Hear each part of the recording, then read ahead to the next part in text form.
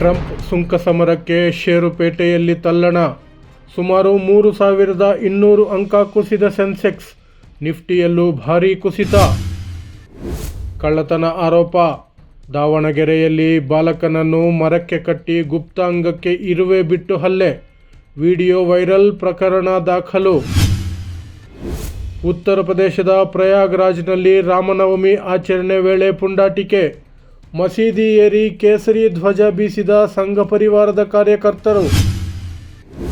ವಕ್ಫ್ ತಿದ್ದುಪಡಿ ಮಸೂದೆಯ ಮಾನ್ಯತೆಯನ್ನು ಪ್ರಶ್ನಿಸಿ ಅರ್ಜಿ. ತುರ್ತು ವಿಚಾರಣೆಗೆ ಸುಪ್ರೀಂ ಕೋರ್ಟ್ ಸಮ್ಮತಿ. ಬಿಎಸ್ ಯಡಿಯೂರಪ್ಪ ವಿರುದ್ಧದ ಪೋಕ್ಸೋ ಪ್ರಕರಣ.